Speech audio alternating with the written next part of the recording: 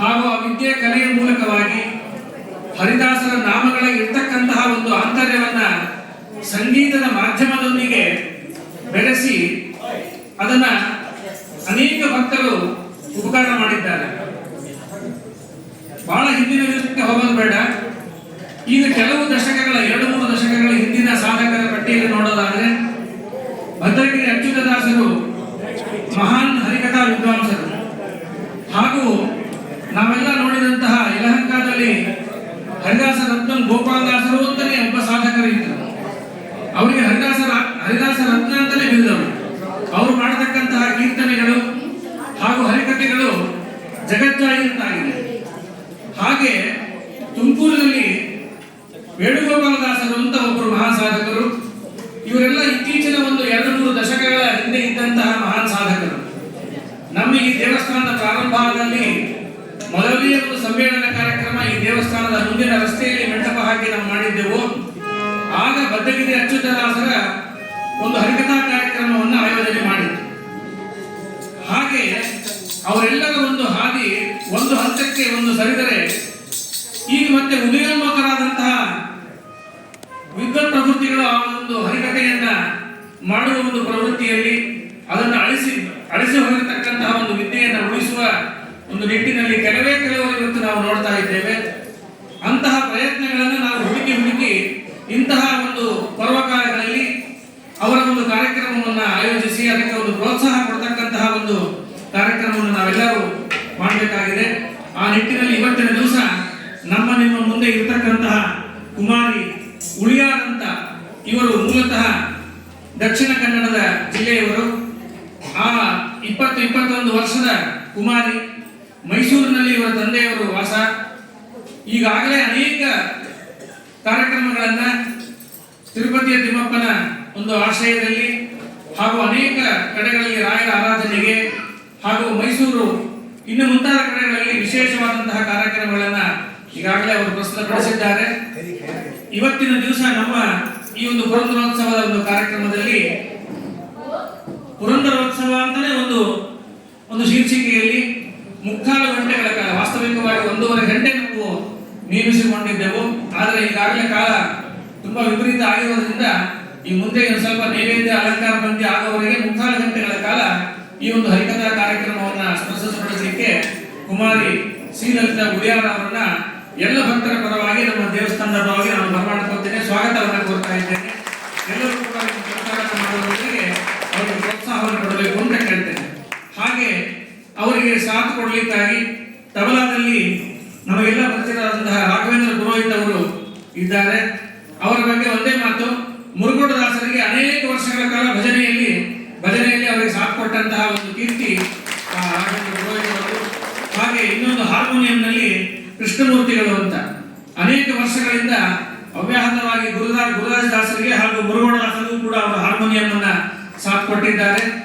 ಅದೇ ರೀತಿಯಾಗಿ ಅಖಂಡ ಜಾಗರಣೆಯನ್ನ ಸುಮಾರು ಏಕಾದಶಿ ದಿವಸ ಜಾಗರಣೆ ಅದೊಂದು ದೀಕ್ಷಾ ಮೂಲಕವಾಗಿ ಸ್ವೀಕಾರ ಮಾಡಿ ಸುಮಾರು 30 ವರ್ಷದಿಂದ ಅವರು ಆ ಒಂದು ಜಾಗರಣೋತ್ಸವವನ್ನು ಮಾಡ್ತಾರೆ.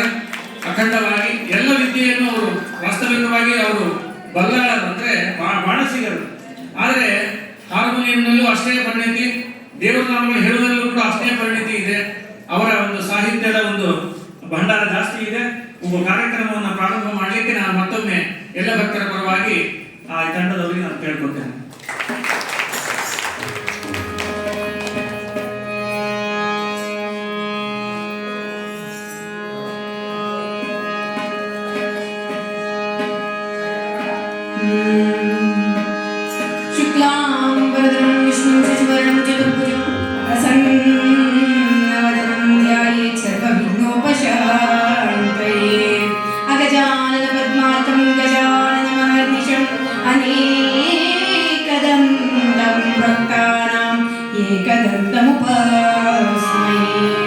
सरस्वती नमस्तुभ्यं वरदे कामरूपिणि कथारम्भं करिष्यामि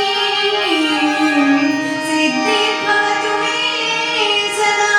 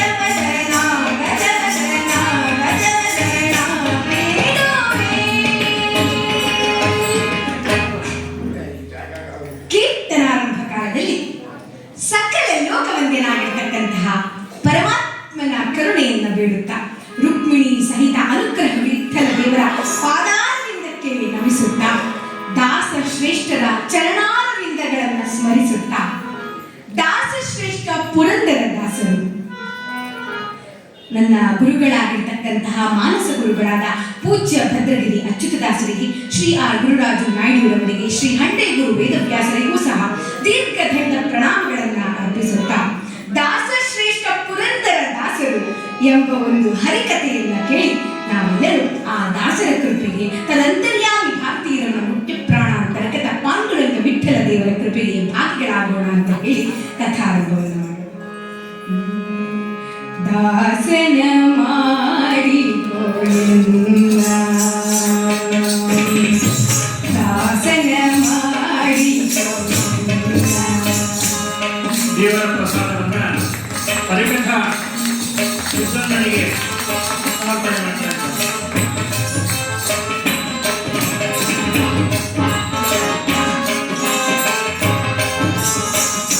ಸ್ವಾಮಿ ಕಾಸಿರ ನಾಮದ ವೆಂಕಟರಮಣ ದಾಸನ ಮಾಡಿ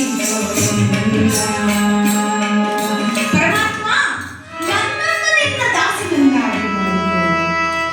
ನಿಖಿಲ ಜಗತ್ಕಾರಣ, ಸರ್ವತಂತ್ರ ಸ್ವತಂತ್ರ, ಸರ್ವಶಬ್ದ ವಾಚ್ಯ, ಸರ್ವೋತ್ತಮ, ಸರ್ವಾಧಿವಲ್ಯ, ರೂಪ ಐಶ್ವರ್ಯ ಜ್ಞಾನ ಬಲ ಸ್ಥೈರ್ಯ ಧೈರ್ಯ ಉದಾರ ಅನಂತ ಕಲ್ಯಾಣ ಗುಣನಿಧಿಯಾದಂತಹ ಪರಮಾತ್ಮನಲ್ಲಿ ದಾಸರು ಬೇಡ್ತಾರೆ, ಪರಮಾತ್ಮ ದೃಢ ಭಕ್ತಿ ನಿನ್ನಲ್ಲಿದೆ, ದೃಢ ಭಕ್ತಿ ನಿನ್ನಲ್ಲಿದೆ.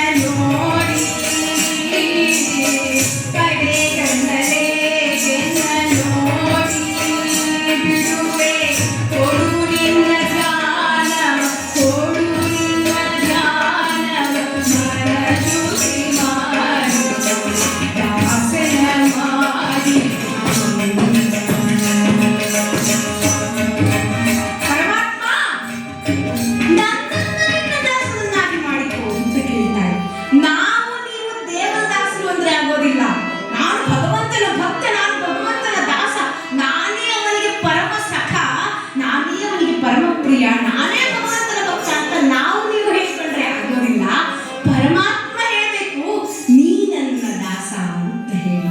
ಭಗವದ್ಗೀತೆಯ 9ನೇ ಅಧ್ಯಾಯದಲ್ಲಿ ಶ್ರೀ ಕೃಷ್ಣ ಪರಮಾತ್ಮ ಹೇಳ್ತಾನೆ, ಮನ್ಮನಾಭವ ಮದ್ಭಕ್ತ ಮಧ್ಯಾಜಿ ಮಾಂ ನಮಸ್ಕರು. ಮನ್ಮನಾಭವ ಭಕ್ತ ಮಧ್ಯಾಜಿ ಮಾಂ ನಮಸ್ಕರು. ನನ್ನ ಭಕ್ತನಾಗು, ನನ್ನನ್ನೇ ಭಜಿಸು, ನನ್ನ ಚಿಂತನ ಮಂಥನವನ್ನು ಮಾಡು. ಯಾರು ಈ ರೀತಿ ನಿರಂತರ ಪರಮಾತ್ಮನಲ್ಲಿ ಶರಣು ಹೋಗ್ತಾರೋ ಆ ಪರಮಾತ್ಮ ಅವರನ್ನ ತನ್ನ ದಾಸರನ್ನಾಗಿ ಮಾಡಿಕೊಳ್ತಾನೆ. ಆ ಪರಮಾತ್ಮನ ದಾಸತ್ವ ಸಿದ್ಧಿಸುವುದಕ್ಕೆ ಅದೆಷ್ಟು ಜನ್ಮದ ಪುಣ್ಯ ವಿಶೇಷ ಬೇಕೋ. ಹರಿಯ ನಂಬಿದರೆ ಹರಿದಾಸ, ಅವಗೆ ಹರಿಯಲ್ಲೇ ವಾಸ. ಹರನ ನಂಬಿದರೆ ಹರದಾಸ, ಅವಗೆ ಹರನಲ್ಲೇ ವಾಸ.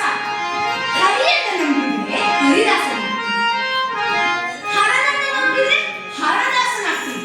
ಆದರೆ ನರನ ನಂಬಿದರೆ ನರದಾಸ, ಅವಗೆ ನರಕವಾಸ. ದಾಸನಾಗಲಿರೆ ಎಲ್ಲಿ ಹೋದರಲ್ಲಿ ಆಭಾಸ. ದಾಸನಾಗಲಿದ್ರೆ ಆಭಾಸವೇ ಆಗ್ತಕ್ಕಂಥದ್ದು. ನರನನ್ನು ನಂಬಿದರೆ ನಿನಗೆ ನರಕವಾಸ ಸಿಗಲ್ಲ ಅಂತ. ಆದ್ದರಿಂದ ಆ ಪರಮಾತ್ಮನ ದಾಸನಾಗುವುದಕ್ಕೆ ಅದೆಷ್ಟು ಜನ್ಮದ ಪುಣ್ಯ ವಿಶೇಷ ಬೇಕೋ. ನಾರದರೆ ಭೂಲೋಕದಲ್ಲಿ ಭಗವದಾಜ್ಞೆ ತಾಯಿಯಂತೆ ಜನಿಸಿ ನಮ್ಮನ್ನೆಲ್ಲ ಉದ್ಧಾರ ಮಾಡಲು ಸುಲಭವಾಗಿ ಅವತರಿಸಿ ಭಗವನ್ನಾಮ ಸಂಕೀರ್ತನೆಯನ್ನ ಲೋಕದಲ್ಲಿ ಬಿತ್ತರಿಸಿದ ಪಸರಿಸಿದಂತಹ ದಾಸಶ್ರೇಷ್ಠರಾಗಿರ್ತಕ್ಕಂತಹ ಅನಂತರ ದಾಸರ ಒಂದು ಮಂಗಳ ಚರಿತೆಯನ್ನು ಕೇಳಿ ಆ ಭಗವದನುಗ್ರಹಕ್ಕೆ ಪಾತ್ರರಾದರು.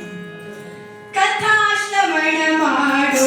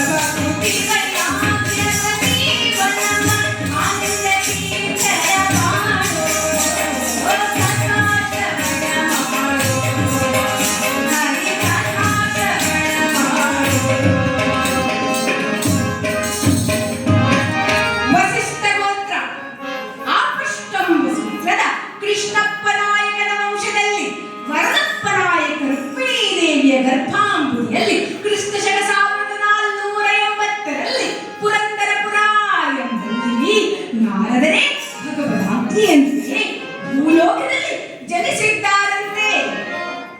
ಇದಕ್ಕೆ ಪೂರ್ವಭಾವಿಯಾಗಿ ಆ ರುಕ್ಮಿಣೀ ದೇವಿ ದಂಪತಿಗಳು ಆ ಸಂಕಟಹರಣ ಮಂಗಳ ಚರಣವನ್ನು ಭಜಿಸಲು ಸುಖವಾಗಿ ಲಕ್ಷ್ಮೀರಮಣನ ಸಾನ್ನಿಧ್ಯಕ್ಕೆ ಬಂದಿದ್ದಾರಂತೆ. ತಿರುಪತಿಗೆ ಬಂದಿದ್ದಾರೆ ರುಕ್ಮಿಣೀ ದೇವಿ ವರದಪ್ಪ ನಾಯಕ ದಂಪತಿಗಳು. ಸ್ವಾಮಿ ವಂಶೋದ್ಧಾರಕನಾದಂತಹ ಕುಲೋದ್ಧಾರಕನಾದಂತಹ ಪುತ್ರನನ್ನು ಆಗ ವರದಪ್ಪ ನಾಯಕ ಹೇಳಿದ ದೇವಿ ಕ್ಷೀರವಾರಿಯೊಳಿಪ್ಪವಗೆ ನೀರ್ ಮಜ್ಜಿಗೆಗೆ ಕೊರತೆಯೇ ರಾಜಹಂಸವಿರಲು ನೀರ್ ಕೋಳಿಗೆ ಹಾಲ ನೆರೆವರೇ. ಕಾಮಿದಾರ್ಥ ಪ್ರದವಲ್ಲವೇ ಆ ವೆಂಕಟರಮಣ ಅವನಲ್ಲಿ ಬೇಡು. ಆಗ ಭಕ್ತಿಯಿಂದ ಆ ವೆಂಕಟರಮಣನನ್ನ ಬೇಡ್ತಾ ಇದ್ದಾರಂತೆ. ಅಂಬುಜೋದ್ಭವ ವಿನೋದ ಅಂಬುಜೋದ್ಭವ ವಿನೋದಂ ಅಗಣಿತ ಗುಣಧಾಮಂ ಅಂಬುಜೋದ್ಭವ ವಿನೋದಂ ಅಗಣಿತ ಗುಣಧಾಮಂ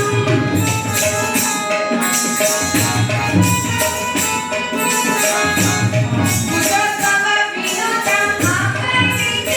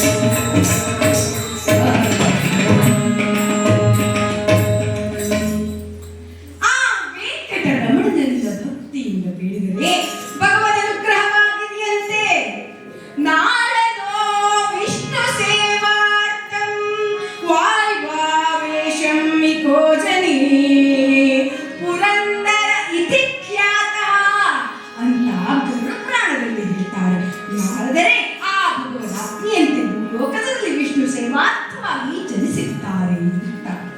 ಆ ಶ್ರೀನಿವಾಸನ ದಯೆಯಿಂದ ಜನಿಸಿರ್ತಕ್ಕಂತಹ ಬಾಲಕನಿಗೆ ಶ್ರೀನಿವಾಸ ನಾಯಕ ಎಂದು ನಾಮಕರಣ ಮಾಡಿದ್ದಾರೆ.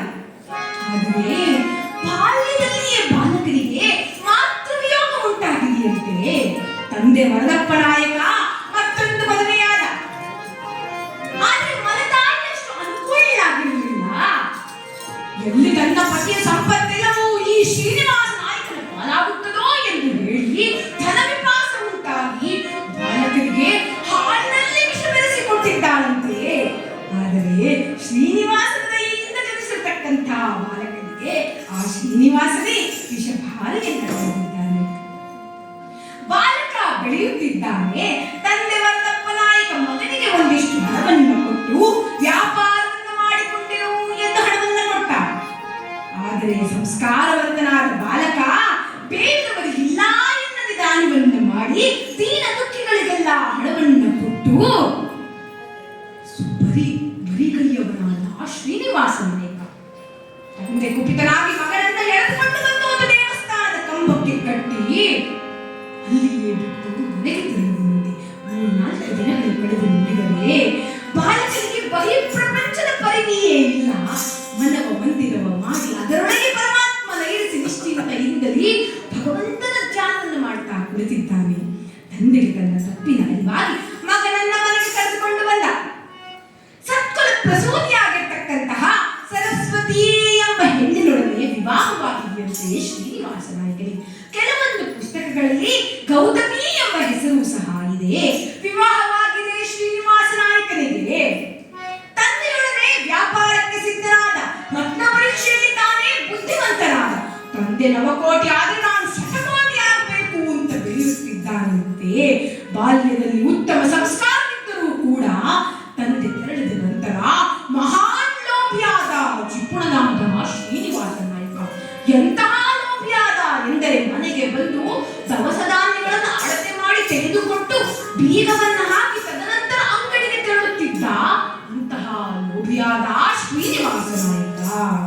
ಅದೊಂದು ದಿನ ಆ ಭಗವಂತನೇ ಶ್ರೀನಿವಾಸ ನಾಯಕನನ್ನ ಪರೀಕ್ಷಿಸಲೋಸಕವಾಗಿ ವೃದ್ಧ ಬ್ರಾಹ್ಮಣ ವೇಷಧಾರಿಯಾಗಿ ಬಂದ. ಸ್ವಾಮಿ, ನನ್ನ ಮಗನ ಉಪನಯನ ಏನಾದರೂ ದಾನ ಮಾಡಿ ಅಂದ.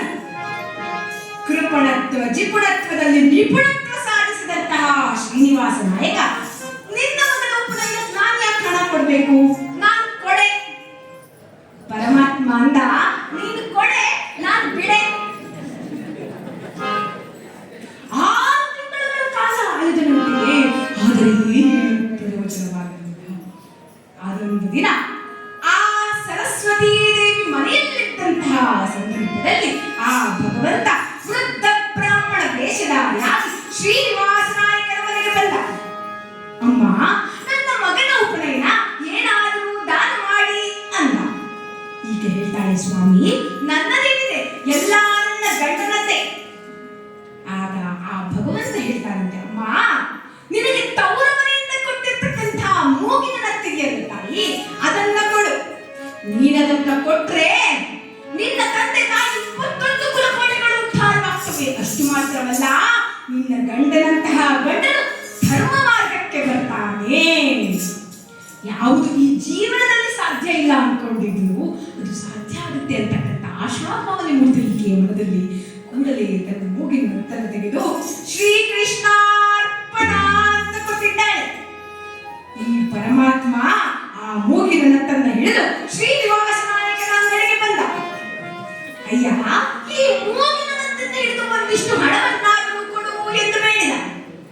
ಈ ಶ್ರೀನಿವಾಸ ನಾಯಕ, ಇದೇನು ನನ್ನ ಹೆಂಡತಿಯ ಮೂಗಿನ ನತ್ತು, ನೀ ಇಲ್ಲೇ ಕುಳಿತಿರು ಎಂದು ಹೇಳಿ ಆ ನತ್ತನ್ನ ಒಂದು ಶಪುಷ್ಟಗಳಗಿರಿಸಿ ನೇರವಾಗಿ ಮನೆಗೆ ಬಂದ. ಮನೆಗೆ ಬಂದು ನೋಡ್ತಾನೆ, ಹೆಂಡತಿಯ ಮುಖದಲ್ಲಿ ನತ್ತು ಕಾಣಲಿಲ್ಲ. ಫಳಾರಕ್ಕೆ ನಿಂತಿದ್ದ. ಎಲ್ಲಿಟ್ಟಿದ್ದಿ ನತ್ತು, ತೆಗೆದುಕೊಂಡು ಬಾ, ಹೋಗು. ಹೀಗೆ ಬಂದಂತೆ ದೇವರ ಮನೆಯಲ್ಲಿ ಬಂದು ಪ್ರಾರ್ಥನೆ ಮಾಡ್ತಿದ್ದಾಳೆ ಪರಮಾತ್ಮ. ಯಾರೋ ಬಡವ ವಿಪ್ರ ಸತ್ಕಾರ್ಯಕ್ಕೆ ಕೇಳಿದ ಅಂತ ದಾನವಾಗಿ ಕೊಟ್ಟುಬಿಟ್ಟೆ, ನನ್ನ ಪ್ರಾಣ ಹೋದರೂ ಚಿಂತೆ ಇಲ್ಲ, ಮಾನವ ಕಳಿಬೇಡ ದೇವಾ ಅಂತ ಹೇಳಿ ಪ್ರಾರ್ಥನೆಯನ್ನ ಮಾಡಿ ವಿಷಪಾನವನ್ನು ಮಾಡಲು ಹೊರಟಿದ್ದಾಳಂತೆ. ಸಣ್ಣದ ಸದ್ದಾಯಿತು.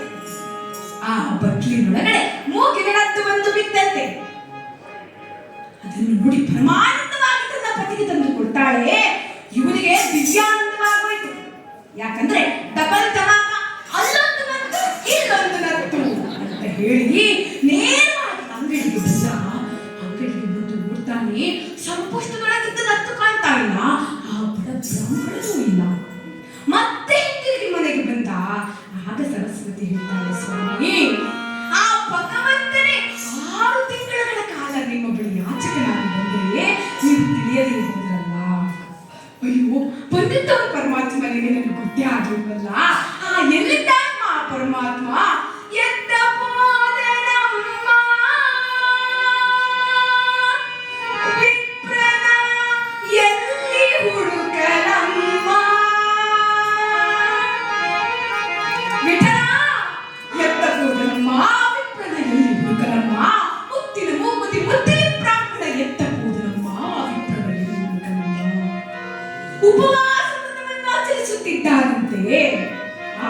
ಭಗವದ್ ದರ್ಶನವಾಗುವವರೆಗೆ ನಾನು ಒಂದು ತೊಟ್ಟು ಜಲವನ್ನು ಸ್ವೀಕರಿಸುವುದಿಲ್ಲ ಅಂತಲೇ ಉಪವಾಸವನ್ನು ಆಚರಿಸುತ್ತಿದ್ದಾನೆ. ಕಾರ್ತೀಕ ಮಾಸ ಉತ್ತಾನ ದ್ವಾದಶಿ ಸರಸ್ವತಿ ದೇವಿ ತುಳಸಿ ಪೂಜೆಯಲ್ಲಿ ಮಗ್ನನಾಗಿ ಬೃಂದಾವನ ಲೋಲನಾದ ಶ್ರೀ ಕೃಷ್ಣನನ್ನ ಆರಾಧಿಸುತ್ತಿದ್ದರೆ ಆ ಪರಮಾತ್ಮ ಅದ್ಯಾವ ರೂಪದಲ್ಲಿ ಯಾಚಕನಾಗಿ ಬಂದಿದ್ದನೋ ಮತ್ತದೇ ರೂಪದಲ್ಲಿ ಶ್ರೀನಿವಾಸ ನಾಯಕನ ಕಣ್ಣ ಮುಂದೆ ಬಂದು ನಿಂತನಂತೆ. ಆ ಸರಸ್ವತಿ ದೇವಿ ಶ್ರೀನಿವಾಸ ನಾಯಕನ ಪತ್ನಿಯ ಮುಂದೆ ಬಂದು ನಿಂತನಂತೆ. ಅಮ್ಮ ಸಾಧ್ವಿ, ನನಗಾಗಿ ಏಕೆ ಅನ್ನೋದಕಗಳನ್ನು ಕಳೆದುಕೊಳ್ಳುತ್ತಿರುವೆ? ಆಗ ಈಕೆ ತನ್ನ ಪತಿಯ ಪಶ್ಚಾತ್ತಾಪದ ಕಥೆಯನ್ನು ಹೇಳಿದರೆ ಆ ಪರಮಾತ್ಮ ಹೇಳಿದಂತೆ, ನಿನ್ನ ಗಂಡನಿಗೆ ಈ ಧನ ಮೋಹ ತರಳಿದಾಗ ಇದೆಲ್ಲವನ್ನು ತ್ಯಾಗ ಮಾಡಿ ಬಂದು ಅವನು ಹರಿದಾಸರಾಗಿ ನಿಂತರೆ ಅಂದಿಗೆ ನನ್ನ ದರ್ಶನವಾಗುತ್ತದೆ ಅಂತ ಅಂದು ಹೇಳ್ತಿದ್ದಾನೆ. ಎಲ್ಲವನ್ನೂ ತ್ಯಾಗ ಮಾಡಿ ಪುರಂದರ ಆ ಶ್ರೀನಿವಾಸ ನಾಯಕ ಉಪ್ಪರಿಗೆ ಮನೆಯ ಮೇಲೆ ಒಂದು ತುಳಸಿ ದಳವನ್ನಿಟ್ಟು ತನ್ನ ಹೆಂಡತಿ ಮಕ್ಕಳಿನೊಂದಿಗೆ ಮನೆಯಿಂದ ಹೊರಗೆ ಬಂದಂತೆ ಪುರಂದರಪುರದ ಬೀದಿ ಬೀದಿಯಲ್ಲಿ ಭಿಕ್ಷಾಟನೆಯನ್ನು ಮಾಡ್ತಿದ್ದಾನೆ. ಅದೊಂದು ದಿನ ಆ ಪರಮಾತ್ಮ ಮತ್ತೆ ವೃದ್ಧ ಬ್ರಾಹ್ಮಣ ರೂಪಧಾರಿಯಾಗಿ ಬಂದ.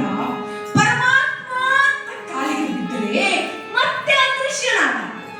ಅದೇ ರಾತ್ರಿ ಸ್ವಪ್ನದಲ್ಲಿ ಬಂದು ಇಲ್ಲಿಂದ ಹಂಪಿ ನಗರಕ್ಕೆ ಹೋಗು, ಅಲ್ಲಿ ವ್ಯಾಸರಾಜರ ಲೋಕಭಾವನ ಮಠಕ್ಕೆ ಹೋಗಿ ಗುರುಗಳಿಂದ ಉಪದೇಶವನ್ನ ಪಡಿ, ಆದೇಶವನ್ನ ಪಡಿ, ಹರಿದಾಸನಾಗುವುದು ನಿನಗೆ ಮಂಗಳವಾಗಲಿ ಅಂತ ಆಜ್ಞೆಯನ್ನಿಟ್ಟಿದ್ದಾರಂತೆ. ಸತಿಪತಿಗಳು ಇರುವರು ಎಲ್ಲವನ್ನೂ ತೊರೆದು ಹಂಪಿ ನಗರಕ್ಕೆ ಬಂದಿದ್ದಾರೆ. ಹಂಪಿ ನಗರದಲ್ಲಿ ಮಾರನೆಯ ದಿನ ಬೆಳಿಗ್ಗೆ ವ್ಯಾಸರಾಜರು ಅನೇಕರನ್ನು ಮುಗಿಸಿ ತಮ್ಮ ಪೂಜೆಯನ್ನು ಮುಗಿಸಿ ತೀರ್ಥ ಪ್ರಸಾದವನ್ನು ಕೊಡ್ತಾ ಇದ್ರು. ಶ್ರೀನಿವಾಸ ನಾಯಕ ಬಂದು ಗುರುಗಳ ಚರಣಕ್ಕೆ ನಮಸ್ಕರಿಸಿದರೆ ಆ ಗುರುಗಳು, ಏನು ನಾಯಕರೇ ಈಗ ಬಂದಿರಾ? ಪ್ರಯಾಣವು ಬಹು ಸುಲಭವಾಗಿ ಸಾಗುತ್ತೆ. ಶ್ರೀ ಹರಿಯು ನಿಮ್ಮನ್ನು ಬಲು ಪರೀಕ್ಷಿಸಿದರಂತೆ. ಬಲಿ ಚಕ್ರವರ್ತಿಯ ಕಥೆಯ ಪುನರಾವರ್ತಿಯಾಗುತ್ತಿದೆ ನಿಮ್ಮ ಚರಿತ್ರೆ, ದಯಮಾಡಿಸಿ ಎಂದು ಹೇಳಿ ಶ್ರೀನಿವಾಸ ನಾಯಕರನ್ನು ಕರೆದು ಸತ್ಕರಿಸಿ ಆಧರಿಸಿ ಮಾರನೆಯ ದಿನ ಬೆಳಿಗ್ಗೆ ಸುದರ್ಶನ ಹೋಮವನ್ನು ಮಾಡಿ ಚಕ್ರಾಂಕನವನ್ನ ಮಾಡಿ ಹರಿದಾಸರ ದೀಕ್ಷೆಯನ್ನು ಇಟ್ಟಿದ್ದಾರಂತೆ ವ್ಯಾಸರಾಜರು.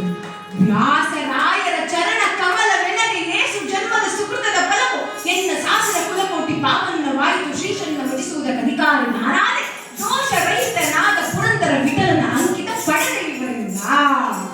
ಯಾರಿಂದ ಅಂದರೆ ಗುರು ವ್ಯಾಸರಾಯರಿಂದ ಪುರಂದರ ವಿಠಲ ಎಂಬತಕ್ಕಂಥ ಅಂಕಿತವನ್ನು ಪಡೆದೆ ಅಂತ ಹೇಳಿ ಪುರಂದರದಾಸರು ಹೇಳ್ತಾರೆ.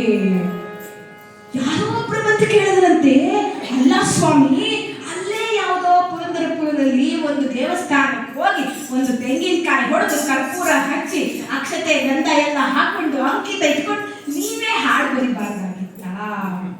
ಆಗ ದಾಸರಂದ್ರಂತೆ, ಅಯ್ಯ, ಗುರು ಉಪದೇಶವಿಲ್ಲದ ಜ್ಞಾನ, ಗುರು ಉಪದೇಶವಿಲ್ಲದ ಗಾನ, ಗುರು ಉಪದೇಶವಿಲ್ಲದ ಮೌನ, ಗುರು ಉಪದೇಶವಿಲ್ಲದ ಮಾನ ಉರಗನ ಉಪವಾಸದಂತೆ ಕಾಣಿರೋ.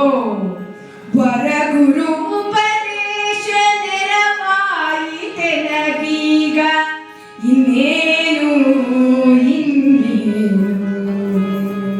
ವರ ಗುರು ಉಪದೇಶ ನೆರವಾಯಿತೆನಗೀಗ ಇನ್ನೇನು ಇನ್ನೇನು.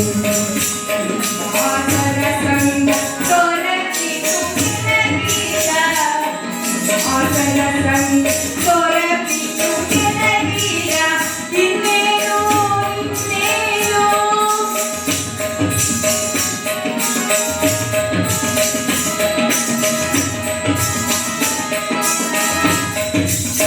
ಮಾಯದ ಸಂಸಾರ ಮಮಕಾರಯುಂಗಿತು, ಮಾಯ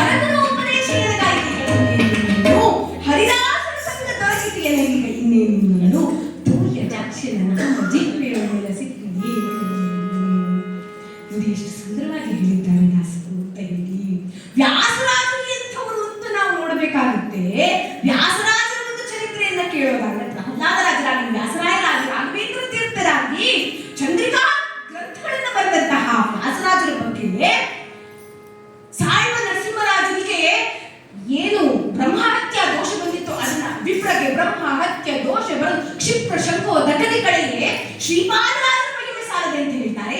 ಅಂತಹ ಶ್ರೀಪಾದರಾಜರು ಅವರ ಬಳಿಯಲ್ಲಿ ಕೃಷ್ಣದೇವರಾಯರು ಬಂದು ಶ್ರೀನಿವಾಸನ ತಿರುಪತಿಯ ತಿಮ್ಮಪ್ಪನ ಸೇವೆಗೆ ನೀವು ಯಾರಾದ್ರೂ ಕಳಿಸ್ಕೊಡ್ಬೇಕು, ತಾವೇ ಬರಬೇಕು ಅಂತ ಹೇಳಿದಾಗ ಶ್ರೀಪಾದರಾಜರು ಒಂದು ಮಾತು ಹೇಳ್ತಾರೆ, ನನ್ನ ಶಿಷ್ಯ ಒಬ್ಬ ಇದ್ದಾನಪ್ಪ, ಅವನು ಎಂಥವನು ಅಂತಂದ್ರೆ ಬುದ್ಧಿಯಲ್ಲಿ ಬೃಹಸ್ಪತಿಯನ್ನ ನೋಡಿದ್ಯಪ್ಪ ನೀನು? ನೋಡಿಲ್ಲ ಸ್ವಾಮಿ. ನೋಡು ಅವರೇ ವ್ಯಾಸರಾಜರು. ಆಹ್ಲಾದದಲ್ಲಿ ಚಂದ್ರನನ್ನ ನೋಡಿದ್ಯಪ್ಪ ನೀನು? ತೇಜಸ್ಸಿನಲ್ಲಿ ಸೂರ್ಯನನ್ನ ನೋಡಿದ್ಯಪ್ಪ ನೀನು? ಪರಾಕ್ರಮದಲ್ಲಿ ಭಾರತವನ್ನ ನೋಡಿದ್ಯಪ್ಪ ನೀನು? ಯಜ್ಞ ಪುರುಷ ಶುಚಿಯಲ್ಲಿ ಯಜ್ಞ ಪುರುಷನನ್ನ ನೋಡಿದ್ಯಪ್ಪ ನೀನು? ವಿದ್ಯೆಯಲ್ಲಿ ಪುರುಷ ಸರಸ್ವತಿಯನ್ನ ನೋಡಿದ್ಯಪ್ಪ ನೀನು? ಇದೆಲ್ಲ ಇರ್ತಕ್ಕಂಥವ್ರು ಯಾರು? ಅವರೇ ವ್ಯಾಸರಾಜರು. ಅಂತಹ ವ್ಯಾಸರಾಜರು ದೀಕ್ಷೆಯನ್ನ ಕೊಟ್ಟರು ಅಂತಂದ್ರೆ ಪುರಂದರದಾಸರು ಎಂತವರಾಗಿರ್ಬೇಕು ಅಂತ ಚಿಂತಿಸಬೇಕಾಗುತ್ತೆ. ಪುರಂದರದಾಸರು ಗೆಜ್ಜೆಯನ್ನ ಕಟ್ಟಿದ್ರು, ಕರಂದಿಯನ್ನ ಮೆಟ್ಟಿದ್ರು, ಭವಾಬ್ದಿಯನ್ನ ದಾಟಿದ್ರು, ತಂಬೂರಿಯನ್ನ ಮೀಟಿದ್ರು. ಗೆಜ್ಜೆಗಳ ಕಟ್ಟಿದವ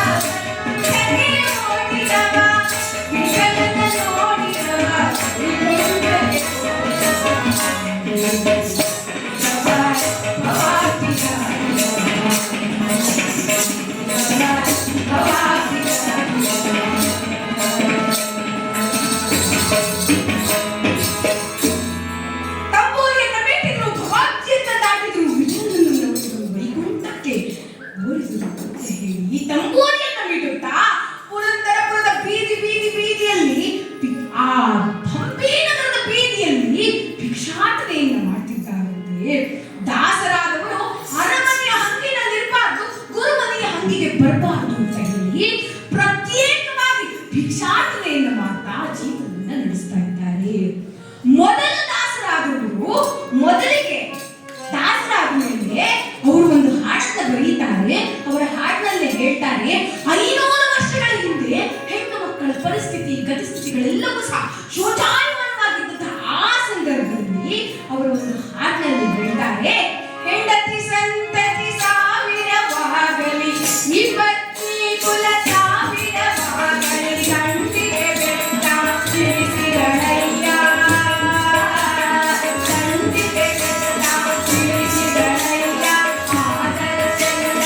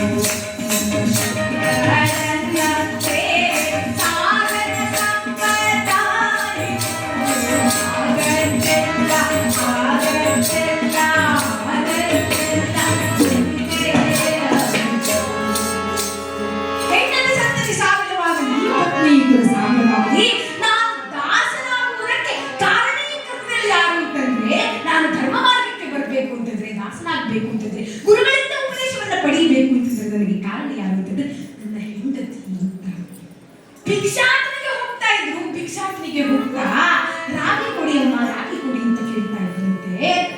ಅವರು ವಿಜಯನಗರ ಸಾಮ್ರಾಜ್ಯದಲ್ಲಿ ಮುತ್ತು ರತ್ನ ವಜ್ರ ವೈಡೂರ್ಯಗಳನ್ನ ಮಾಡ್ತಾ ಇದ್ರು. ದಾಸರು ರಾಗಿ ಕೇಳಿದ್ರು ಇಲ್ಲ ಅಂತ ಮೊರ ರಾಗಿ ತಂದಿಸಿದ್ರು. ದಾಸರಲ್ಲಿ ಈ ರಾಗಿ ಅಲ್ಲಮ್ಮ, ಯೋಗ್ಯರಾಗಿ ಭೋಗ್ಯರಾಗಿ ಅನ್ನದಾನವನ್ನು ಮಾಡುವರಾಗಿ, ಅನ್ನ ಚಿತ್ರವನ್ನು ನಿಟ್ಟವರಾಗಿ, ಅನ್ಯ ವಾರ್ತೆಯ ಬಿಟ್ಟವರಾಗಿ, ಅಲ್ಲಿನ ವಿಠಲನ ಸೇವಿಪರಾಗಿ, ಹಾಡಿನಲ್ಲಿ ಜನರಿಗೆ ಮಾರ್ಗದರ್ಶನವನ್ನ ಕೊಡ್ತಾ ಇದ್ರು, ಜೀವನೋಪಾಯವನ್ನ ಹೇಳ್ತಾ ಇದ್ರು. ಅದೊಂದು ದಿನ ಏಕಾದಶಿ ಕಳೆದು ಚಾತುರ್ಮಾಸ ಕಳೆದು ಏಕಾದಶಿ ಪ್ರಾಪ್ತವಾಗಿ ರಾತ್ರಿ ಜಾಗರಣೆ ಭಜನೆಗಳು ಅತಿಶಯವಾಗಿ ನಡೆಯಿತು. ಮಾರನೇ ದಿನ ಬೆಳಿಗ್ಗೆ ಸ್ನಾನವನ್ನ ಮಾಡಿ ಅನೇಕವನ್ನು ಮಾಡಿ ಬರಬೇಕು ಅಂತ ದಾಸರು ಬಂದು ಸ್ವಲ್ಪ ವಿಶ್ರಾಂತಿಯನ್ನ ತೆಗೆದುಕೊಂಡಿದ್ದಾರೆ. ಕಾಲಾತೀತವಾಗಿದೆ. ಶಿಷ್ಯರು ಬಂದು ಕರೆದರು. ದಾಸರಂತಿನ್ನೂ ಪೂಜೆ ಆಗಿಲ್ಲ, ಸ್ನಾನವೂ ಆಗಿಲ್ಲ. ಆದರೆ ಮಠದ ಊಟದಲ್ಲಿ ವಿಳಂಬ ಆಗಬಾರದು ಅಂತ ನೇರವಾಗಿ ಬಂದಿದ್ದಾರಂತೆ. ಎಲ್ಲರೂ ಕುಳಿತಿರುವ ಪಂಕ್ತಿಯಲ್ಲಿ ದಾಸರು ಸಹ ತೀರ್ಥವನ್ನು ಸ್ವೀಕರಿಸಿ ಭೋಜನಕ್ಕೆ ಕುಳಿತಿದ್ದಾರೆ. ಅಲ್ಲಿ ಕುಳಿತಿದ್ದವರೆಲ್ಲ ಮಾತನಾಡಲಿಕ್ಕೆ ಪ್ರಾರಂಭ ಮಾಡಿದ್ರು. ಭಕ್ತಿ ಇದ್ದವರಿಗೆ ಸ್ನಾನಪಾನಾದಿಗಳ ಅವಶ್ಯಕತೆ ಇಲ್ಲವೋ ಏನು ಅಂತ. ಎಲ್ಲವೂ ಹೋಗಿದ್ರೆ ವ್ಯಾಸರಾಜರು ಶಿಷ್ಯರನ್ನ ಕರೆದಂತೆ ಏನ್ ಮಾತನಾಡ್ಕೊಳ್ತಿದ್ರಿ? ಸ್ವಾಮಿ, ನಿಮ್ಮ ಪ್ರಿಯ ಶಿಷ್ಯ ಸ್ನಾನವನ್ನೂ ಮಾಡದೆ ಪ್ರಸಾದ ಸ್ವೀಕರಿಸಿದ್ದೇ ಸಂಗತಿ. ಹೋಗಿ ದಾಸರು ಏನ್ ಮಾಡ್ತಿದ್ದಾರೆ ನೋಡ್ಕೊಂಡು ಬಂದು ಮುಚ್ಚ ಕಳಿಸಿದ್ರು. ಭೋಜನವಾದ ನಂತರ ದಾಸರು ನದಿಯ ತೀರಕ್ಕೆ ಬಂದು ಒಂದು ಎಲೆಯನ್ನ ಹಾಸಿ ತಮ್ಮ ವಸ್ತ್ರವನ್ನು ತೆಗೆದಿಟ್ಟು ತಾವು ಭೋಜನ ಮಾಡಿದ ಪದಾರ್ಥಗಳು ಒಂದೊಂದಾಗಿ ತೆಗೆದಿಟ್ಟು ಮತ್ತೆ ಹೋಗಿ ನದಿಯಲ್ಲಿ ಸ್ನಾನವನ್ನು ಮಾಡಿ ಪೂಜೆಯನ್ನು ಮಾಡಿ ಜಪವನ್ನು ಮಾಡಿ ತದನಂತರದಲ್ಲಿ ತೀರ್ಥವನ್ನು ಸ್ವೀಕಾರ ಮಾಡಿ ಆ ಭೋಜನವನ್ನ ತೀರ್ಥವನ್ನು ಪ್ರೋಕ್ಷಿಸಿ ಬಿಸಿ ಬಿಸಿಯಾದ ಭೋಜನವನ್ನು ಮತ್ತೆ ಸ್ವೀಕಾರ ಮಾಡಿದ್ದಾರೆ. ಮತ್ತೊಮ್ಮೆ ವಿಳಂಬವಾಯಿತು ಅಂತ ಹೇಳಿ ಅಕ್ಕಿಯನ್ನು ತೊಳಿತಾ ಇದ್ದ ಪರಿಚಾರಕ ಇನ್ನು ನೈವೇದ್ಯ ಆಗಿ ಅನ್ನ ಆಗಿ ನೈವೇದ್ಯ ಆಗೋದಕ್ಕೆ ಗೊತ್ತಾಗುತ್ತೆ ಅಂತ ಹೇಳಿ ಆ ಅಕ್ಕಿ ತೊಳೆದ ನೀರು ಕಲಗಚ್ಚು ಅದನ್ನ ದೇವರ ಮುಂದಿಟ್ಟರೆ ವ್ಯಾಸರಾಜರ ಮಠದಲ್ಲಿ ಪೂಜೆ ಆಗ್ತಿರ್ತಕ್ಕಂಥ ಗೋಪಾಲಕೃಷ್ಣನ ವಿಗ್ರಹದಲ್ಲಿ ದಂತವಾಗಿ ಕಲಗಚ್ಚು ಬರಲಾರಂಭಿಸುತ್ತದೆ. ಅಚ್ಯುತಾರ್ಪಿತವೆಂದು ದಾಸರೆನಲು ಕಲಗಚ್ಚು ಕುಳಿದ ಕಣೋ ವಿಜಯ ವಿಠಲ ಮೆಚ್ಚಿ ಅಂತ ವಿಜಯದಾಸರು ಒಂದು ಸುಳಾದಿಯಲ್ಲಿ ಹೇಳ್ತಾರೆ. ಕಲಗಚ್ಚನ್ನು ಅರ್ಪಿಸಿದ್ರೆ ಅದನ್ನೇ ಇದೇ ರೀತಿ ತೀರ್ಥಕ್ಷೇತ್ರವನ್ನ ಸಂಚಾರ ಮಾಡುತ್ತಾ ಪಂಡರಾಪುರಕ್ಕೆ ಬಂದಿದ್ದಾರೆ. ಮೃತ್ತಿಕಾ ಶೌಚಕ್ಕೆ ನೀರು ತಾವೆಂದು ಅಪ್ಪಣ್ಣ ಭಾಗವತನೆಂಬ ಶಿಷ್ಯನಿಗೆ ಹೇಳಿ ಹೋಗಿದ್ದಾರಂತೆ. ಅಪ್ಪಣ್ಣ ಭಾಗವತರು ಹೂ ಅಂತ ಹೇಳಿ ವಿಗ್ರಹಾಸಕ್ತರಾಗಿದ್ದಾರೆ. ಆ ಪಾಂಡುರಂಗ ವಿಠಲನೆ ಅಪ್ಪಣ್ಣ ಭಾಗವತರ ವೇಷದಲ್ಲಿ ಮೃತ್ತಿಕಾ ಶೌಚಕ್ಕೆ ನೀರನ್ನು ತಂದಿದ್ದಾನೆ. ಆಗ ಈತ ಯಾಕೋ ಅಪ್ಪಣ್ಣ ತಡವಾಯಿತು ಅಂತ ಹೇಳಿ ಬಂದರ ದಾಸರು ತಂಬಿಗೆಯಲ್ಲಿ ಆ ವಿಠಲನ ಹಣೆಗೆ ಕಾಟಿಸಿದರೆ ತಪ್ಪಾಯಿತು ಗುರುಗಳೇ ಅಂತ ಸುಮ್ಮನಾಗಿದ್ದಾರೆ. ಮತ್ತೆ ಹಿಂದಿರುಗಿ ಬಂದರೆ ಅಪ್ಪಣ್ಣಾಚಾರ್ಯರು, ಗುರುಗಳೇ ನಾವು ನೀರು ತರಲು ಮರೆತು ಹೋದೆ, ಈಗಲೇ ತರುತ್ತೇನೆ. ತಿರುಗಿ ನೋಡಿದರೆ ಅವನು ವೇಷಧಾರಿಯಾದ ಭಗವಂತನಿಲ್ಲ. ಗುರುಗಳಿಗೆ ಆಯಿತು, ಪರಮಾತ್ಮ ಯಾಕೆ ಈ ರೀತಿಯ ಕೃತ್ಯಗಳನ್ನು ಕೈದು ಮೋಸಗಳಿವೆ. ಮರುದಿನ ಬೆಳಿಗ್ಗೆ ಆ ವಿಠಲನ ಪೂಜಾ ಮಂದಿರದಲ್ಲಿ ಪೂಜೆಯನ್ನ ಮಾಡತಕ್ಕಂಥ ಅರ್ಚಕರು ವಿಠಲನ ಕಿರೀಟವನ್ನು ಮುಖಾಭರಣಗಳನ್ನು ತೆಗೆದು ನೋಡಲು ಭಗವಂತನ ಹಣೆಯಲ್ಲಿ ಮನುಷ್ಯರ ದೇಹಕ್ಕೆ ಪೆಟ್ಟು ತಗಲಿದವರೆಗೂ ಹಾಗೆ ಬೂದಿ ಕುಟ್ಟಿಯಂತೆ ಪುರಂದರ ದಾಸರು ಬಂದರು. ಆ ಬೂದಿ ಕುಟ್ಟಿಯಂತಿರುವ ಪಾಳ ಪ್ರದೇಶವನ್ನು ನೋಡಿದರು ಪರಮಾತ್ಮ.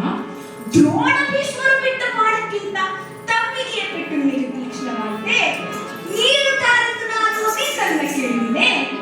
ಅಪ್ಪಣ್ಣ ಭಾಗವತರಿಗೆ ಮೈ ಮರೆತು ನಿದ್ರೆ ಬರುವಂತೆ ಮಾಡಿದವರು ಯಾರು? ತಪ್ಪು ನಿನ್ನದೋ ನನ್ನದೋ ಎಂದು ಮುಖದ ಮೇಲೆ ಕೈ ಆಡಿಸಿದರೆ ಮತ್ತೊಂದು ದಿನ ಆ ಪರಮಾತ್ಮ ಇದಕ್ಕೆ ಪ್ರತೀಕಾರ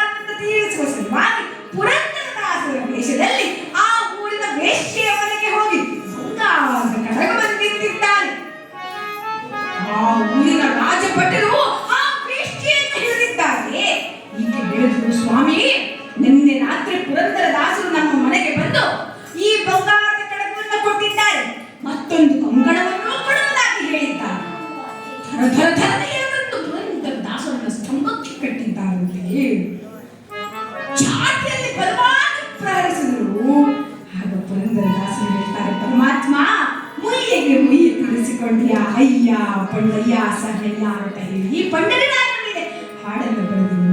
ಅಲ್ಲೇ ಇರ್ತಕ್ಕಂಥ ಪುಟ್ಟ ಬಾಲಕನ ಮೇಲೆ ವಿಠ್ಠಲ ದೇವರು ಆವೇಶಗೊಂಡು ದಾಸರದ್ದೇನೋ ತಪ್ಪಿಲ್ಲ, ಆ ವೇಷಿಗೆ ಮತ್ತೊಂದು ಕಂಕಣವನ್ನು ಕೊಡಿರಿ, ಈ ಸ್ತಂಭವನ್ನ ಪುರಂದರದಾಸನ ಸ್ತಂಭವೆಂದು ಪೂಜಿಸಿ ಅಂತ ಹೇಳಿ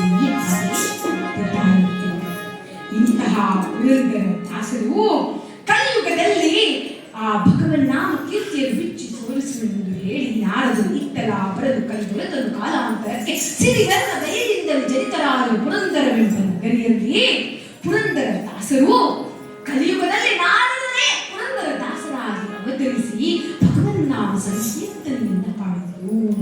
ಇಂತಹ ಪುರಂದರ ದಾಸರು ಐಶ್ವರ್ಯದಲ್ಲಿ ನವಕೋಟಿ ನಾರಾಯಣನಾಗಿದ್ದಂಥವ್ರು. ಅವರು ದಾಸರಾಗಿದ್ಯಾಕೆ ಅವರಿಗೆ ತಿನ್ನಕ್ಕೆ ಗತಿ ಇಲ್ಲ ಅಂತಲ್ಲ, ಅಥವಾ ಊಟಕ್ಕೆ ಗತಿ ಇಲ್ಲ ಅಂತಲ್ಲ. ಆಗಿನ ಕಾಲದಲ್ಲಿ ನವಕೋಟಿ ಅಂದ್ರೆ ಎಷ್ಟಿತ್ತು ಅಂತ ಹೇಳಿ ಅರಳುಮಲ್ಲಿಗೆ ಪಾರ್ಥಸಾರಥಿ ಅವರು ವಿದೇಶದಲ್ಲಿ ಒಂದು ಕಡೆ ಕ್ಯಾಲ್ಕುಲೇಟ್ ಮಾಡಿಸ್ತಾರೆ. ಅವರೊಂದು ರಿಪೋರ್ಟ್ ಅನ್ನ ಕೊಡ್ತಾರೆ. Dear Aralumallige Parthasarathi, please find attach the competition of today's network of Navakoti Narayana who is popularly called as Purandara ದಾಸರು. His 9 crore Indian rupees which renounced 500 years ago is 2,592,922 zillion US dollars ಅಂತ ಹೇಳ್ತಾರೆ. ಈ ಪುರಂದರ ದಾಸರು ಅರ್ಥ ಆಗುದಿಲ್ಲ ಅಂತ ಹೇಳಿ ಮತ್ತೊಂದು ವಾಕ್ಯದಲ್ಲಿ ಹೇಳ್ತಾರೆ. Bill Gates who is the richest person in 2018 is poor to Purandara ದಾಸ by 43,250,000,000 times ಅಂತ ಹೇಳ್ತಾರೆ. ಎಷ್ಟು ಹಣ ಇದ್ದಂಥವ್ರು ಐಶ್ವರ್ಯದಲ್ಲಿ ನವಕೋಟಿ ನಾರಾಯಣ. ಇನ್ನು ಅಂತಸ್ತಿಗೆ ಬಂತು ಅಂತಂದ್ರೆ ಒಬ್ಬರಿಗೆ ಮನೆ, ಒಬ್ಬರಿಗೆ ಹಣ ಇತ್ತು ಪುರಂದರ ದಾಸರು.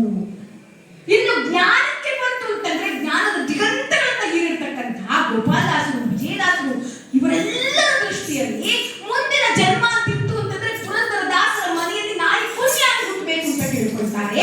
ಅಂತಹ ಜ್ಞಾನದ ಎತ್ತರ ಬಿತ್ತರ ಪುರಂದರ ದಾಸರು. ಇನ್ನು ಸಂಗೀತಕ್ಕೆ ಬಂತು ಅಂತಂದ್ರೆ ಸಂಗೀತ ಶಾಸ್ತ್ರೀಯ ಪಿತಾಮಹ, ಶಾಸ್ತ್ರೀಯ ಸಂಗೀತ ಪಿತಾಮಹ ಅಂತ ನಾವು ಒಬ್ಬರನ್ನ ಕರಿತೀವಿ ಅಂದ್ರೆ ಅದು ಪುರಂದರ ದಾಸರನ್ನ.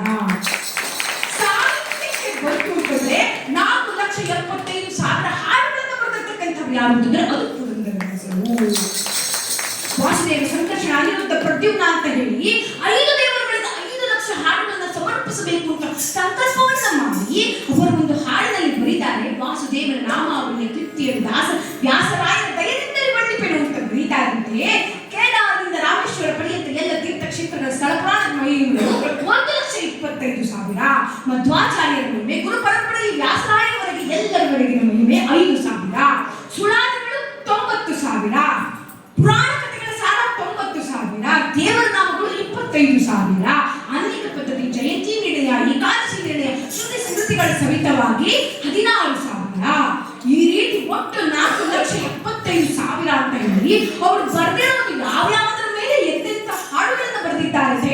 ಅವರದ್ದೇ ಒಂದು ಹಾಡಿನಲ್ಲಿ 4,75,000 ಹಾಡಿನ ಪಟ್ಟಿಯನ್ನ ಕೊಡ್ತಾರೆ ಅಂತಂದ್ರೆ ಸಾಹಿತ್ಯದಲ್ಲಿ ಎಂಥದ್ದು ಅಂತ ನೋಡಬೇಕಾಗುತ್ತೆ.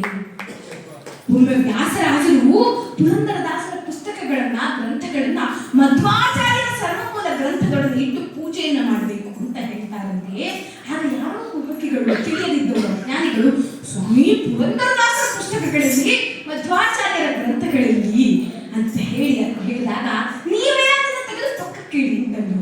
ಪದಗಳ ಬರದ ವಹಿಗಳ ಮುಂಕೊಂಡು ಮಧ್ವ ಶಾಸ್ತ್ರದ ಮೇಲೆ ಕುಳಿತಿರುವಾಗ ಕಂಡು ಹದಮ ನಲ್ಯದ ದಿಂಡೆಯನ್ನೊಬ್ಬ ಪದದ ವಹಿಯ ತೆಗೆದು ಬಿಸಾಟಲ, ಎರಡಾವರ್ತಿ ತೆಗೆದು ಬಿಸಾಟಲ, ಅದು ತಿರುಗಿ ತಿರುಗಿ ಬಂದು ಮೇಲೆ ಕುಳ್ಳರೆಲ್ಲ ಗುರು ವ್ಯಾಸರಾಯನೇ ಕರುಣದಿಂದ ಪುರಂದರ ಉಪನಿಷತ್ತೆಂದು ಕರೆದರು.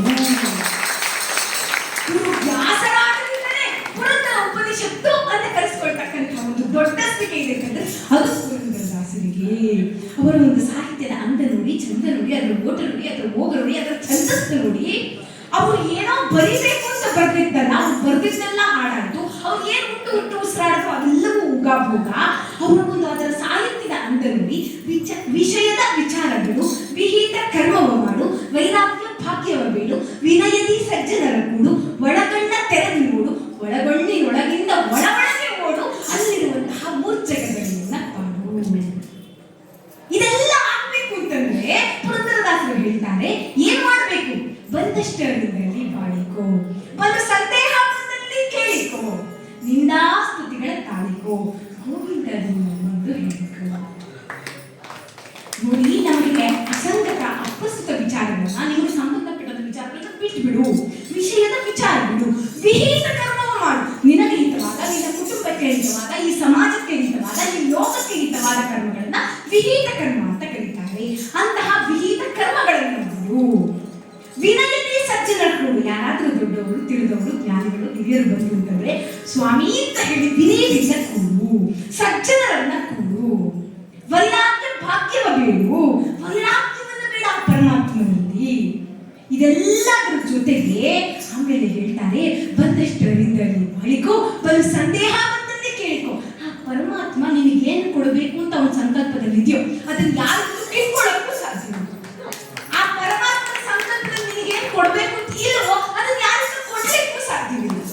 ಆದ್ದರಿಂದ ಬಂದಷ್ಟರಿಂದಲೇ ಬಾಳಿಕೋ, ಬಲು ಸಂದೇಹ ಬಂದಲ್ಲಿ ಕೇಳಿಕೋ, ನಿಂದಾಸ್ತುತಿಗಳ ತಾಳಿಕೋ. ನಿಂದ ಕರೆಯಬೇಕು, ಜಗಗಳು ನಿಂದ ಕರೆಯಬೇಕು.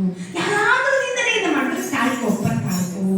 ಕೊನೆಗೆ ಹೇಳ್ತಾರೆ, ಈ ಜಗತ್ತಿನಲ್ಲಿ ಇವರು ನನ್ನ ತಂದೆ ತಾಯಿ, ಇವರು ನನ್ನವರು, ಇವರು ನನ್ನ ಬಂಧು, ಇವರು ನನ್ನ ಬಳಗ, ಎಲ್ಲಾನು ಬಿಟ್ಬಿಟ್ಟು ನಿನ್ನ ಆತ್ಮದೊಳಗೆ ಅಂತರಾತ್ಮವಾಗಿರುವ ಆ ಪರಮಾತ್ಮ ಗೋವಿಂದ ಎಂದು ತಿಳಿದುಕೋ.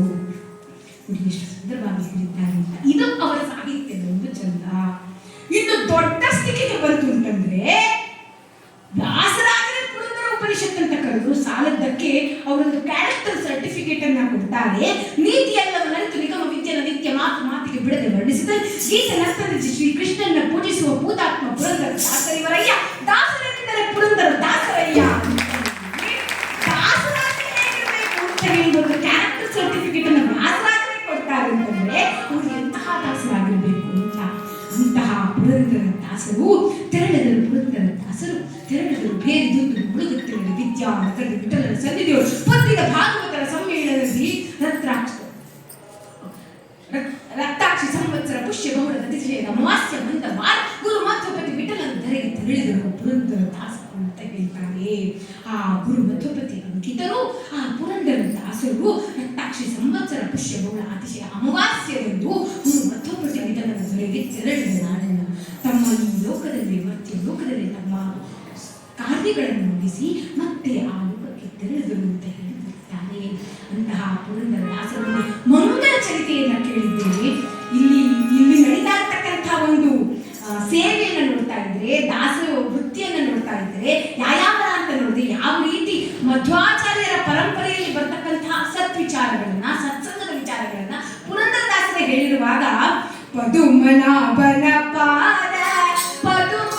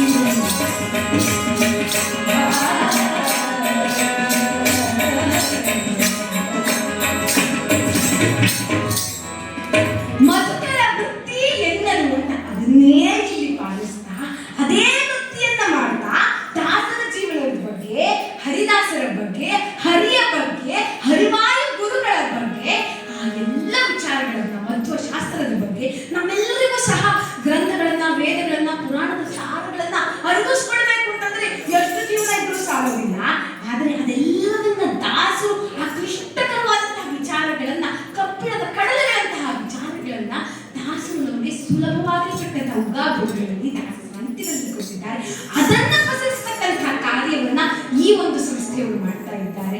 ಹಾಗಿರುವಾಗ ನಾವೆಲ್ಲರೂ ಸಹ ಆ ಭಗವನ್ನಾಮ ಸಂಕೀರ್ತನೆಯನ್ನ ಮಾಡೋಣ, ದಾಸರ ಜೀವನವನ್ನ ತಿಳಿಯೋಣ. ದಾಸರಂತೆ ನಾವು ಇರಲಿಕ್ಕೆ ಅದು ಮುಂಚೆಗೆ ಮೀರಿದಂತದ್ದು. ಆದರೆ ಕೊನೆಯ ಪಕ್ಷ ದಾಸರು ಹಾಕಿಕೊಟ್ಟ ಮಾರ್ಗದಲ್ಲಿ ಆ ಭಗವಂತನನ್ನ ಕಾಣ್ತಾ ಭಗವದ್ ಆರಾಧನೆಯನ್ನು ಮಾಡ್ತಾ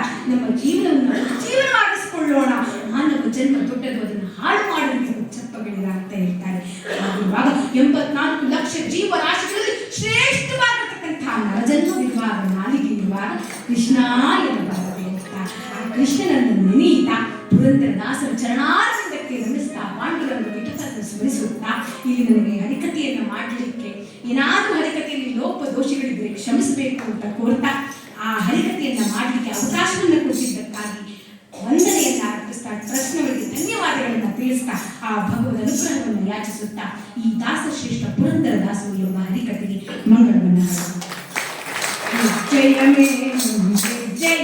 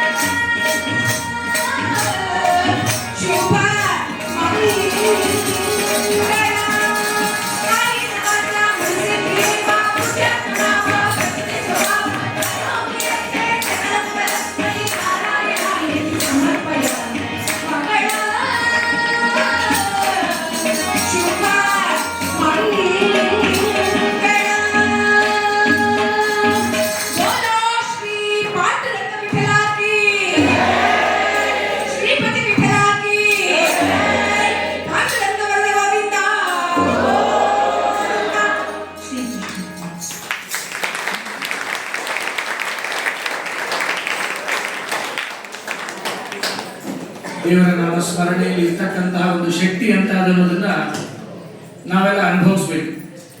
ಅನುಭವಿಸಿ ಅದನ್ನ ಹೇಳಿದಾಗಲೇ ದೇವರಿಗೆ ಮುಟ್ಟೋದು ಅಂತ ಹಿರಿಯರ ಮಾತು.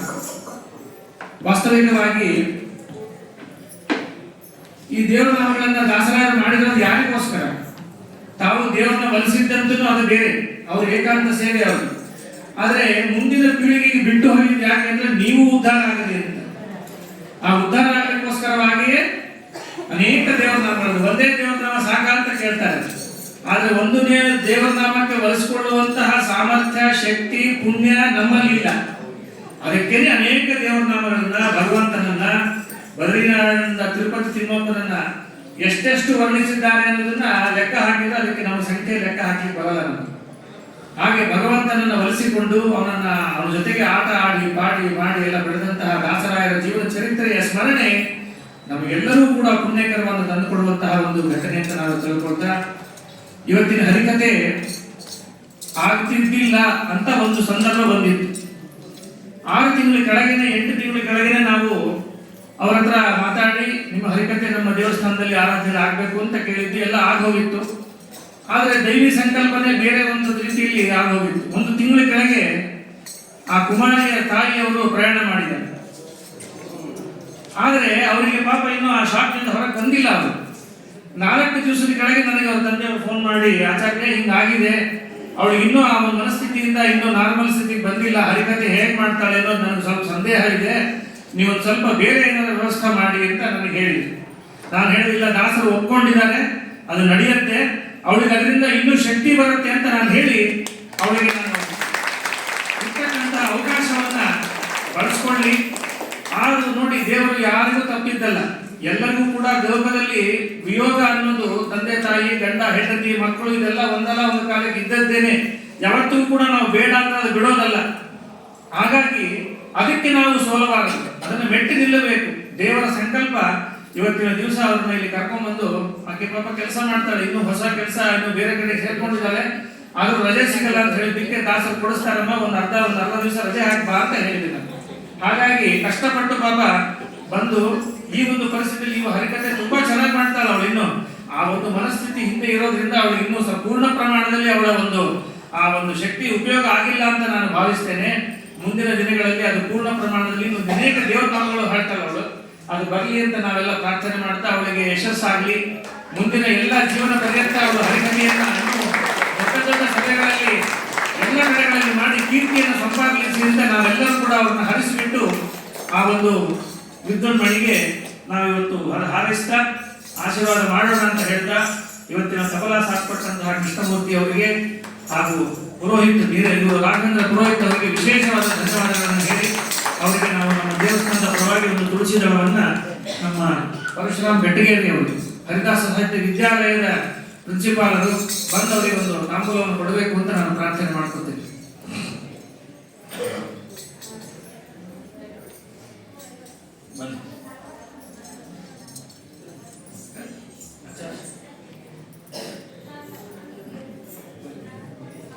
ಹಾಗೇನೆ ಹರಿಕಥೆಯನ್ನು ನಡೆಸಿ ವಿಶೇಷವಾದ ಸೇವೆಯನ್ನು ಮಾಡಿರ್ತಕ್ಕಂತಹ ಕುಮಾರಿ ಶ್ರೀಲಲಿತಾ ಉಳಿಯಾರ್ಗೆ ನಮ್ಮ ದೇವಸ್ಥಾನದ ಪರವಾಗಿ ಶ್ರೀಮತಿ ರೇಖಾ ಅವರು ಅವರಿಗೊಂದು ರುಚಿದರವನ್ನು ಒಂದು ಪ್ರಸಾದವನ್ನು ಸಮರ್ಪಣೆ ಮಾಡಬೇಕು ಅಂತ ನಾನು ಕೇಳ್ಕೊಳ್ತೇನೆ. ಹಾಗೆಯೇ ಆಕೆಗೆ ಮೊದಲಿಂದಲೂ ಕೂಡ ಈ ಒಂದು ವಿದ್ಯೆಯಲ್ಲಿ ರತಿಯನ್ನು ತುಂಬಿ ಅವರಿಗೆ ಎಲ್ಲ ರೀತಿಯಾದಂತಹ ಪ್ರೋತ್ಸಾಹವನ್ನು ಕೊಡ್ತಕ್ಕಂತಹ ಅವರ ಜನ್ಮದಾತರಾದಂತಹ ಅವರ ತಂದೆಯವರು ಕೂಡ ಬಂದು ಒಂದು ಪ್ರಸಾದವನ್ನು ಸ್ವೀಕಾರ ಮಾಡಬೇಕು ಅಂತ ನಾನು ಕೇಳ್ಕೊಳ್ತೇನೆ.